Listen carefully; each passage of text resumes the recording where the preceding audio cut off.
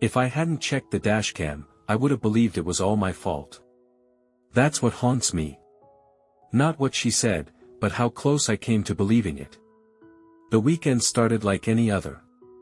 My wife, Amanda, packed up the SUV Friday afternoon with snacks, suitcases, and our daughter Ava's favorite blanket, the soft one with the cartoon moons. They were heading out for a girls' weekend at her sister's cabin 3 hours upstate. Just the two of them. Mother-daughter bonding time. I kissed them both goodbye in the driveway. Ava, 13 and suddenly all limbs and eye rolls, gave me a quick side hug. Amanda waved, smiling wide like everything was perfect. You'd think we were a picture out of a catalog. But under that smile, there'd been tension. Little things. Shifts. Amanda had grown colder over the last year, more distant. She didn't yell. She didn't fight. She just withdrew. Her affection became performative. Her praise, transactional. And her tone, whenever I tried to correct Ava or set a boundary, turned icy. Don't be so controlling, she'd say. Let her have some space. Why are you always making everything about you? I thought I was imagining it. I wanted to be the bigger person. The calm dad. The good husband. I told myself she was stressed, overworked, maybe even quietly resentful about putting her career on hold to raise Ava in the early years. So I didn't push. I just tried harder. Until the footage. Saturday afternoon, I was doing chores around the house when I remembered, Amanda had been having issues with the SUV's reverse camera. It would flicker sometimes when she backed out. The dashcam I installed 2 years ago had full footage of every trip, including cabin feeds and cabin audio. I figured I'd review the logs, see if the backup camera bugged out on their drive up. That's all I wanted. A simple tech check. I sat down at my desk, opened the Dashcam app, and loaded the trip history. Friday's footage popped up, time-stamped, clear, clean audio. Nothing unusual at first. Music playing, light chatter.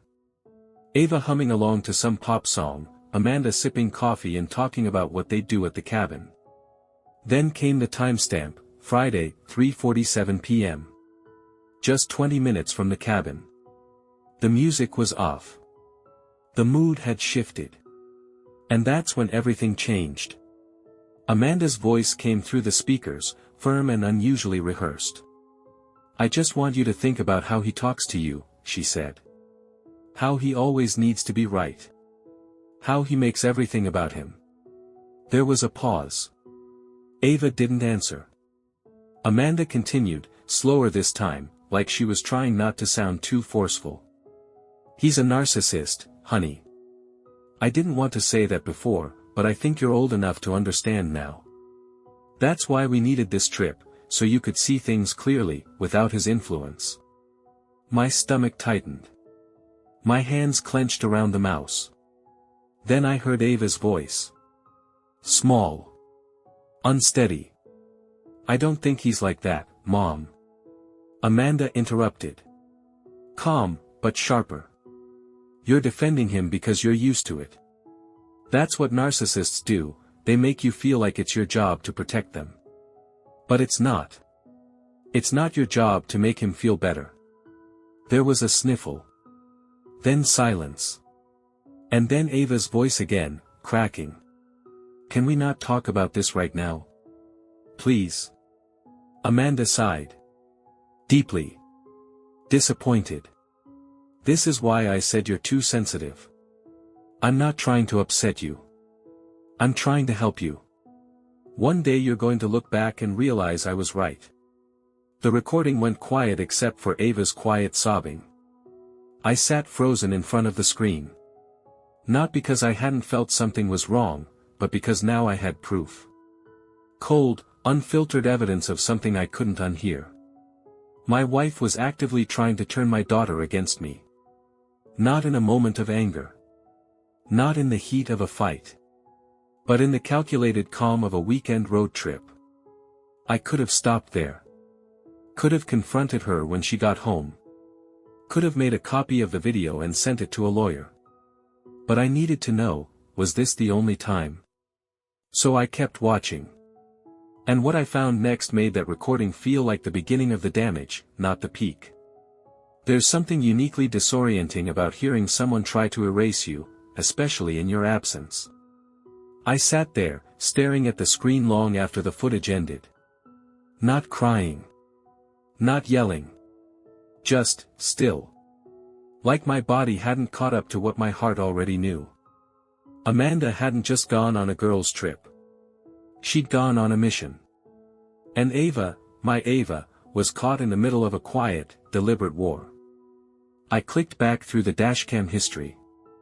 I'd installed that system mostly as a safety net, something to cover us in case of an accident, a road rage incident, he said, she said, kind of deal.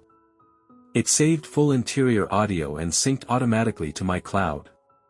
There were dozens of logs. Some from months ago.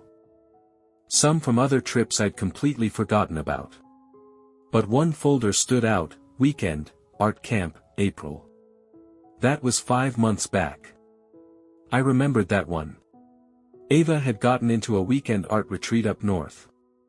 Amanda had insisted on driving her, said it'd be their thing. I stayed behind because of work. I clicked the file. Loaded the footage. At first, it was innocent: music, snacks, casual banter. Then, about halfway through the drive, Amanda's voice changed again. Not angry. Just too calm. That rehearsed tone I'd come to dread. You know he doesn't mean well when he criticizes you, right? Amanda said. That whole speech about doing better in math? That wasn't love, sweetie. That was control. Ava responded, barely audible. But, he helps me study. Amanda laughed, light, dismissive. He helps so he can feel smart.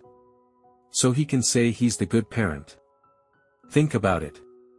When has he ever helped you without reminding you about it later? Silence. Then Amanda again. You're allowed to set boundaries. Even with him. Especially with him. You don't have to hug him if it feels fake. You don't have to pretend he's your favorite. My jaw clenched. And then I heard Ava say something that broke me. He used to be. I hit pause. Leaned back. That line, just 5 words. But it hit harder than anything Amanda could have scripted. Because I remembered the days when Ava would run to me the second I walked through the door. When she'd draw me as a superhero in her school projects. When she'd fall asleep on my shoulder during movie nights. Had I really changed? Had I become distant? Had I let Amanda chip away at us without even realizing? No. I'd been present. Imperfect, sure. But there. And that's what made this so cruel. This wasn't about me being absent. This was about Amanda making my presence feel like a burden. I started replaying moments in my head. The way Ava had stopped calling me Dad out loud, switching to him when she talked to Amanda. The way she winced slightly when I offered a hug, as if weighing whether it'd be used against her later. The way she used to text me when she needed help with schoolwork, and lately, she hadn't. It wasn't teenage moodiness. It was emotional erosion. I watched the rest of that April trip footage. Amanda talked the entire ride. Every subject circled back to me: how I was rigid, how I was always right, how I micromanaged everything from what Ava wore to what she ate. None of it was true. At least, not the way she painted it. But in Amanda's version of our family, I wasn't a father. I was a manipulator in Dad's clothing. And Ava? She was the audience. The more I watched, the more I understood Amanda's tactics. She never screamed. Never cursed. That would be too obvious. Instead, she cloaked it in maternal concern. I just want what's best for you. I don't want you to grow up and realize too late that he shaped how you see yourself. I know it's hard, but the truth matters. Every line sounded reasonable, on paper. But in practice, they were poison wrapped in empathy. And Ava? She wasn't falling for it easily. I could hear her hesitation, her broken replies. But she was tired. I could hear that too. Because when the person who hugs you goodnight also whispers doubts in your ear, where do you go? Who do you trust? What do you believe? That night, I downloaded everything. Backed it up in 2 locations. I didn't know if I'd ever use it. I didn't even know who I'd show it to. But I needed it. Not for revenge. For clarity. Because when you live in a house with someone skilled in quiet destruction, even the truth starts to feel like a distorted memory. I needed something to remind me I wasn't crazy. That my daughter's distance wasn't imagined. And that maybe I still had time to reach her. By Sunday evening, the driveway was quiet again, the kind of quiet that makes you aware of your own breathing. Amanda's SUV rolled in just past 6. I watched from the living room window as she stepped out, hair tied back, sunglasses still on despite the setting sun. Ava trailed behind her, backpack slung low, hoodie half-zipped like she couldn't decide if she was hot or cold. They looked like they'd just returned from any other trip. But I knew better now. Amanda walked through the front door first, wearing that same bright smile she always saved for appearances. You know the one, too wide, just enough teeth to look perfect but not quite warm enough to feel real. "Hey, honey," she called out. "We're back." I stood up, kept my face neutral. I didn't want a confrontation, not yet. I just wanted to see my daughter. Just see her. Ava stepped through the doorway behind her. She saw me, hesitated, only for a split second, but I caught it. That pause. It said everything. I smiled gently. "Hey, kiddo. How was the trip?" She didn't answer right away. Just gave a half shrug and said, "It was fine." Her voice sounded tired. Not physically. Emotionally. Like someone who'd been asked to carry too many thoughts that weren't hers. Amanda kept talking, about how beautiful the lake was, how the stars looked just unreal at night, how they made s'mores even though the bugs were out. I nodded. Pretended to listen. But my focus was on Ava. And her silence. Later that night, Amanda was in the shower, and I found Ava in the kitchen making a mug of hot chocolate. She jumped slightly when I walked in, like I'd caught her doing something wrong. That stung. I kept my tone light. "Want me to heat the milk for you?" She nodded. Didn't say a word. I stood beside her at the stove. The silence stretched, but not the kind I was used to with her, not the comfortable, thoughtful kind. This was guarded. So I took a risk. "You know, you can talk to me, right?" She stiffened. Just slightly. Then looked up at me, eyes blinking too fast. "I know," she said, too quickly. "You sure?" I asked gently. She didn't reply. Just looked down at her mug, stirring harder than she needed to. And I realized then, she wanted to talk. But she didn't know if she could. The next day, while Amanda was at work and Ava was in her room, I sat down and played back Friday's recording again. I needed to remind myself why this mattered so much. Why this couldn't just be swept under the rug like 100 other quiet betrayals in this house.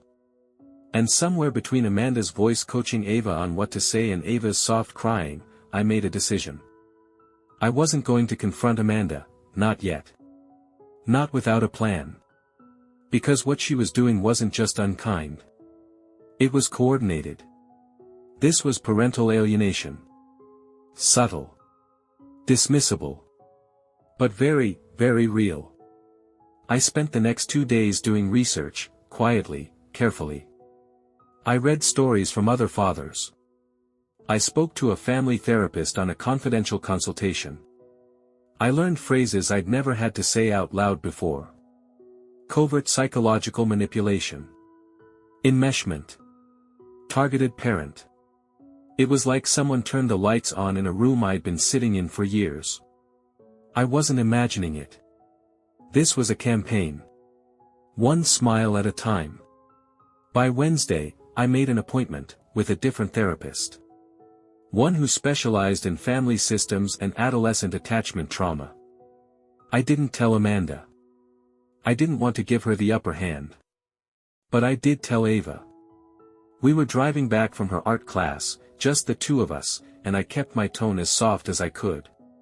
"Hey," I said, keeping my eyes on the road, "I'm going to be seeing someone next week." "A therapist." She looked up, startled. "Why?" I shrugged. "Because I want to be a better dad. And sometimes, that means talking to someone who can help me understand stuff better." There was a long pause. Then she said, almost too quietly, "Am I allowed to do that too?" I gripped the steering wheel a little tighter. "Absolutely," I told her. "Anytime you want. No pressure. Just, your space, if you need it." She didn't say anything after that. But I saw her relax into her seat. That night, Amanda asked how the drive was. "Uneventful," I said. She smiled. "Good." I smiled back. But it wasn't the same smile. Because I was no longer the man waiting to be blindsided. I was watching now. And I wasn't going to let her redefine me in my daughter's mind. Not without a fight. The first therapy session came the following Tuesday. It was just me at first. No Ava. No Amanda. Just me in a small office with soft lighting and a bookshelf filled with titles like The Parallel Parent and When One Parent Turns the Child. There was a bowl of peppermints on the table between us, untouched. I sat with my hands folded tightly in my lap like I was back in middle school waiting to be scolded. But the therapist, Dr. Lena Hart, didn't scold. She listened. For a full hour, I told her everything. The recordings. The tears. The patterns. The way Amanda rewrote reality in subtle, measured ways. And finally, the moment Ava asked if she could talk to someone too. Dr. Hart nodded thoughtfully, then said something I didn't expect. "You're doing the right thing. Not because you're trying to win her back, but because you're giving her a place where the noise stops. And children, when they're quiet long enough, start hearing themselves again." I didn't cry. But I could've. That Friday, Ava came with me. She didn't tell Amanda. Neither did I. I picked her up from school, we drove in silence for a bit, and then she asked, very softly, "Do I have to say everything out loud?" "No," I told her. "Just what you want. Just what feels real." She nodded. The session lasted 45 minutes. I waited outside the office, hands tapping my knees, heart hammering in a rhythm I hadn't felt since Ava was born. When she came out, she didn't say much. Just, "She's nice." I asked if she wanted to come again. She nodded. By the third session, Dr. Hart asked if she could speak to me privately for a moment. Ava had gone to grab a snack from the front desk. "She's opening up," she said. Slowly. Carefully. But she's been holding more than any child her age should. I braced myself. She's scared to take sides. But she's also starting to realize, this isn't about sides. It's about trust. And safety. And choice. Then she added something that made my breath hitch. She told me, "Sometimes I think if I don't say what Mom wants, she'll stop being nice." I sat with that. Swallowed it. And realized the scale of what we were really dealing with. That weekend, Amanda noticed something was different. Ava wasn't cold, but she wasn't pliable either. She started asking more questions. Saying, "I'm not sure," instead of giving quick yes. She was quieter around Amanda, watchful. Like someone trying to confirm a suspicion. Amanda started getting irritated. Did something happen at school? She asked over dinner. No. Are you mad about the trip? I thought we had fun. I'm fine, Ava replied, not looking up from her plate. Then she added, just thinking. Amanda looked at me. I just kept chewing. But I could see the panic creeping behind her eyes. She didn't know what Ava had seen. What she'd felt. What she'd started remembering. The next session broke something open. Ava came out of the room with tear-streaked cheeks and a balled-up tissue in one hand. She didn't speak until we were in the car, halfway down the street.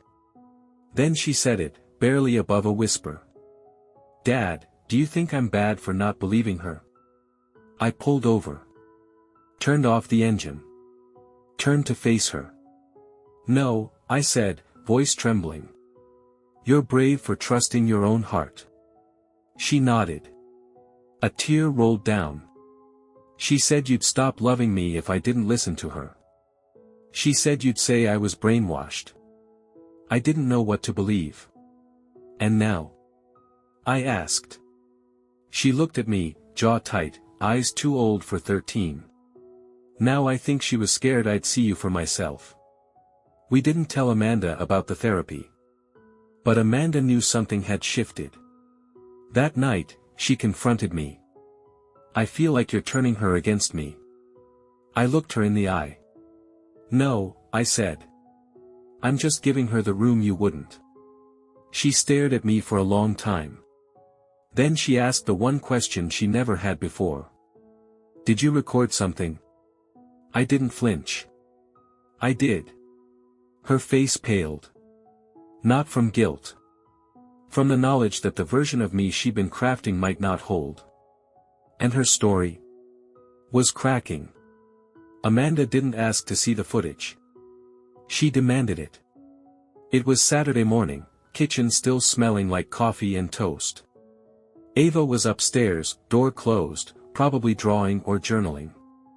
And Amanda came in like a storm with lipstick and control in her pocket. I want to see what you're holding over me, she said. I didn't raise my voice. Didn't move. I'm not holding anything over you, I replied. But I am holding on to the truth. That hit harder than anything I could have yelled. She stared at me like I was a stranger. And maybe, in her mind, I had become one, the man who wasn't falling in line anymore, the one no longer swallowing silence to keep the peace. I gave her the flash drive. Told her to watch it in private. Not out of courtesy, but because I didn't want Ava to see her mother's mask fall. Not yet. Not like that. Amanda disappeared into the office and shut the door. For an hour, the house was quiet. Too quiet. When she finally came out, she didn't speak. Just stood in the hallway, arms crossed, face pale. Then she said, voice low, but with a kind of forced calm. You took it out of context. I didn't even blink. You asked her to call me a narcissist, I said. You said I manipulate her. You told her she'd understand when she's older. You made her cry. She didn't deny it. Instead, she pivoted, like she always did. I was trying to protect her. From you. From your moods. From the way you twist everything to make yourself the hero. There it was. The story she'd written. Still clinging to it. Still convinced that if she said it enough times, even I'd start to believe it. I didn't argue. But I did say this. She's not afraid of me. But she is afraid of disappointing you. And that hit the mark. Later that evening, Ava came downstairs while Amanda was doing laundry. She looked at me across the living room and asked something simple, but loaded. Did she watch the video? She did, I said. Ava nodded, like she already knew. Then she sat down next to me and asked, did she say sorry? I looked at her carefully. No, I said softly. She didn't. Ava didn't cry. She didn't get angry. She just let out a long breath, like a kid twice her age. "Okay," she whispered. And then, after a long pause, "I don't think she knows how to be sorry." The next therapy session, Ava asked if Amanda could come. Dr. Hart looked surprised. But she agreed. Amanda hesitated at first, but when Ava asked herself, looking her mom in the eye, Amanda said yes. Maybe to save face. Maybe to reclaim control. I sat in the waiting room that day, knees bouncing. They were in there for 50 minutes. When they came out, Amanda walked past me without saying a word. Eyes red. Face tight. Ava followed slowly, her expression calm. I asked if she was okay. And she nodded. I said everything I needed to. That was all. And it was everything. That night, something shifted again. Amanda didn't yell. She didn't argue. She just started detaching. Less conversation. More silence. The kind of silence that feels like someone checking out of a hotel room you didn't know they'd booked. She began sleeping in the guest room. Said it was for space. But it felt like retreat. And one night, she dropped the line I knew was coming. "This marriage isn't working." No tears. No venom. Just resignation. And honestly, I didn't fight it. Because I finally saw what I hadn't been willing to admit before. Amanda didn't want us to heal. She wanted her version of the story to stay intact. But now Ava was writing her own. Amanda moved out on a Thursday. No big speech. No dramatic farewell. Just a suitcase wheeled across the hardwood and the quiet shuffle of boxes stacked by the front door. She said she'd stay with her sister for a while. Didn't say goodbye to me. Barely looked at Ava. And Ava? She stood at the top of the stairs, arms crossed, watching like she was trying to figure out if this was a story she was still part of, or just something she'd been pulled into. Amanda didn't hug her. Didn't say, "I love you." Just gave her a nod and said, "We'll talk soon." That was it. Then she was gone. The silence after she left wasn't the cold kind. It was clean. Still. Like someone had opened a window in a room that hadn't breathed in years. I made dinner that night. Nothing fancy, just spaghetti and garlic bread. Ava sat across from me, twirling noodles on her fork like the past 6 months hadn't happened. But I knew they had. So did she. Halfway through the meal, she looked up. "Is she coming back?" I paused. Then shook my head gently. Not like before. She didn't cry. She didn't smile. She just nodded. And then she said the words I never thought I'd hear. "I'm glad the video was real." See, that was the moment it all clicked for me. This wasn't about Amanda versus me. Wasn't about custody or character assassinations.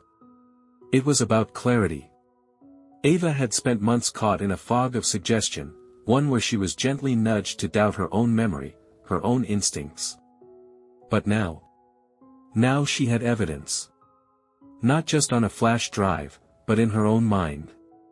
She had heard it. Felt it. Lived it.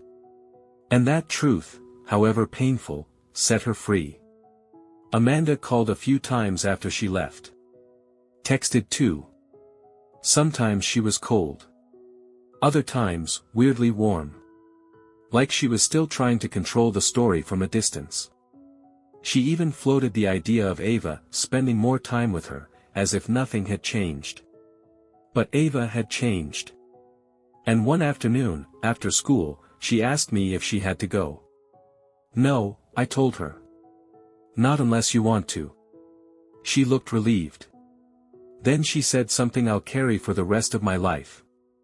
"You don't make me pick a side. That's why I choose you." We continued therapy. Ava kept opening up, about small moments that made her doubt herself, about the fear of disappointing Amanda, about how hard it had been to protect both parents at once. One day she asked, "Do you think Mom ever really meant to hurt me?" And I told her the truth. I think she believed her version of things. And when people hold on to their version too tightly, they stop seeing the damage it does to everyone else. She sat with that. Then whispered, "That makes sense." And I realized, for the first time in months, so much finally did. Now, it's quieter around the house. There are still hard days. Days when Ava misses the good parts of her mom, the ones that laughed loud and made pancakes and sang in the car. Grief is funny like that, it makes you long for a memory, not a person. But we're rebuilding. We talk more. We laugh more. We take walks, cook together, binge-watch old sitcoms. Not because it fixes everything, but because it's real. And real? Real is enough. I still have the footage. Stored safely. I don't watch it anymore. Don't need to. Because the truth doesn't live on that drive. It lives in Ava's voice. In the way she no longer flinches when I hug her. In the way she trusts herself again. And in the way I stopped trying to prove I was good, and just became it. If you'd asked me 6 months ago what scared me most, I would have said losing my daughter. But now I know the real fear. Was her losing herself. And we didn't let that happen. We found our way back. Not because the story was perfect. But because we stopped letting someone else write the ending.